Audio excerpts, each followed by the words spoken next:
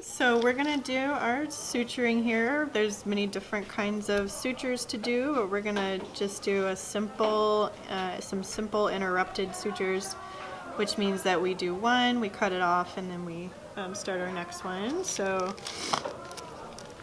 we have already got our cut here, but just to show, you want to use a scalpel and make just a simple incision in your little pigskin here.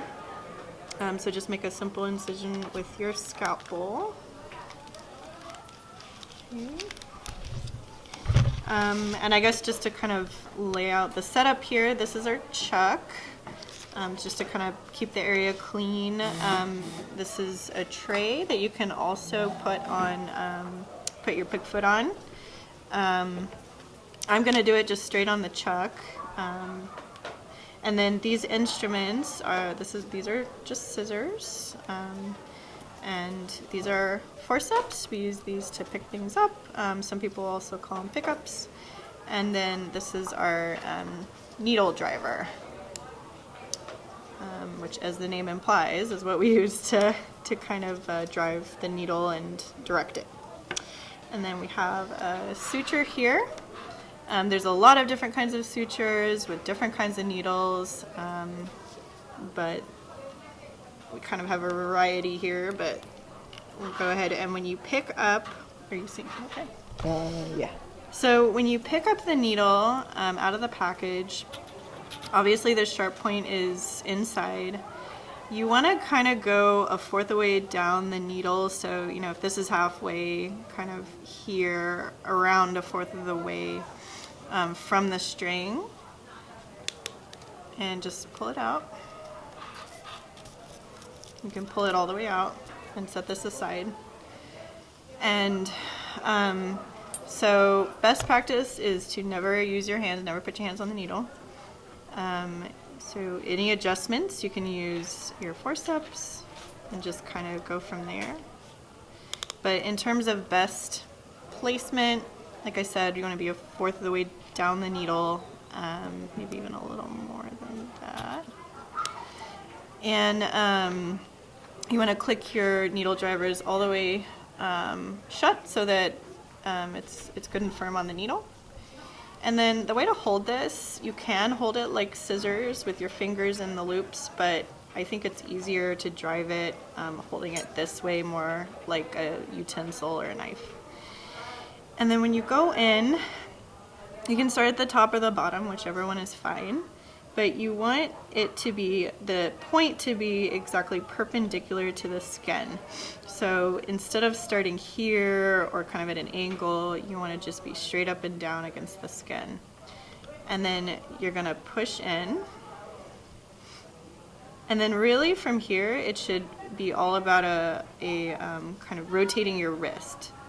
So you really don't have to move your arm either way, up and down, side to side. You just want to rotate your wrist. And then you want to be, as soon as you go in, you have to start thinking about where you're coming out. So you can come out here.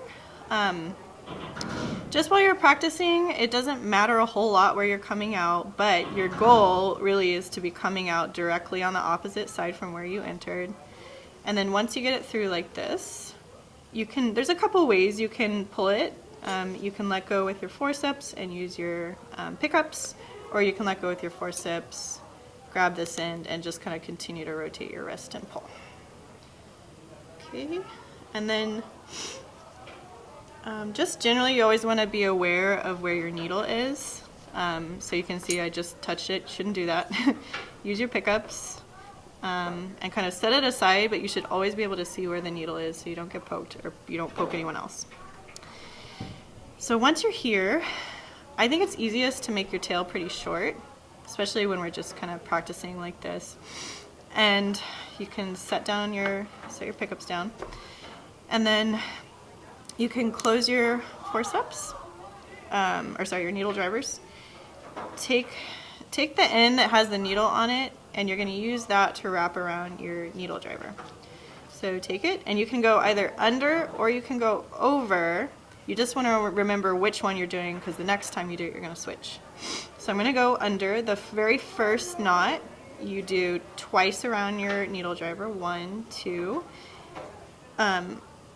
Open up your needle driver, grab your tail, and it is a little bit easier if you grab closer to the tip, close it, and pull back your driver.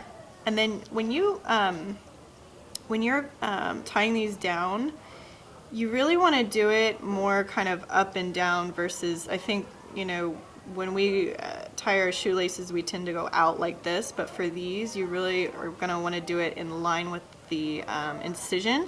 So if your incision's going this way, you want to pull the strings the same way as the incision and get them on one side. So it doesn't really matter, you can do right or left, but you want your knots, all your knots, to be on one side. So I'm just doing right now.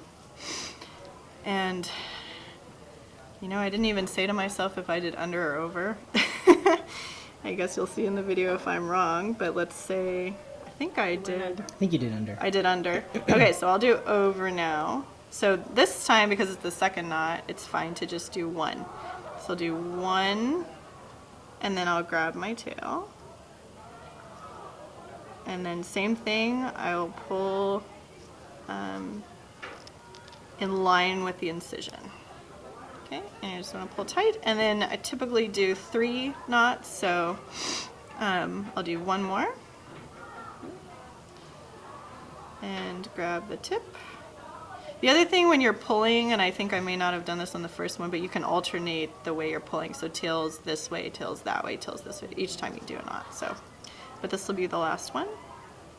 And so that's our simple interrupted suture. You can grab both of these together and snip it right about there, and that's how we do our simple interrupted sutures. And then you can just kind of continue down, and we call them interrupted because you snip off after each one and just continue from there.